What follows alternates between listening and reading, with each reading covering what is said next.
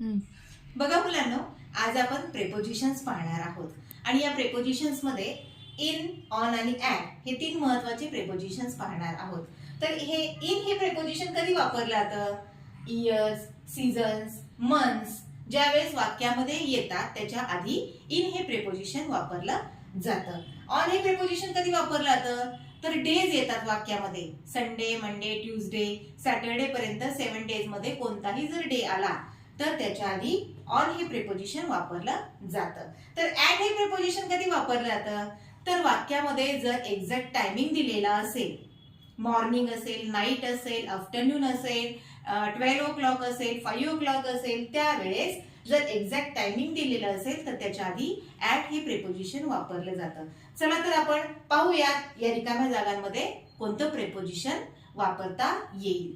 तर इथे लिहिले 2025 हे इयर आलं आणि त्याच्यामुळे त्याच्या आधी इन हे प्रेपोजिशन वापरलं जाईल. त्याच्यानंतर आहे मंडे. मंडे हा डे आला आणि म्हणून त्याच्या आधी ऑन हे प्रेपोजिशन वापरता येईल. त्याच्यानंतर आहे मॉर्निंग. मॉर्निंग हा एक्झॅक्ट टाइम आला आणि म्हणून त्याच्या आधी ऍट हे प्रेपोजिशन वापरता येईल. त्याच्यानंतर आहे जुलै. जुलै हा मंथ आला आणि म्हणून जुलैच्या आधी इन हे प्रेपोजिशन वापरावे लागेल. त्याच्यानंतर बघा नाईट. नाईट म्हणजे काय? अगेन एक्झॅक्ट टायमिंग आलं आणि म्हणून त्याच्या आधी ऍट हे प्रेपोजिशन वापरावं लागेल. आता बघा त्याच्यानंतर फ्रायडे. फ्रायडे म्हणजे डे आला आणि म्हणून त्याच्या आधी ऑन हे प्रेपोजिशन वापरावं लागेल. आता बघा समर.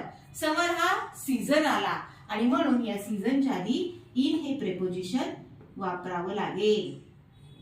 त्याच्यानंतर बघा इथं आला टायमिंग 7 o'clock. 7 o'clock म्हणजे एक्झॅक्ट टाइम आलेला आहे आणि म्हणून त्याच्या आधी ऍट हे प्रेपोजिशन वापरता येईल. तर आज आपण अशा प्रकारे इन, ऑन आणि ऍट हे तीन प्रेपोजिशन्स कुठे कुठे वापरता येईल हे पाहिले.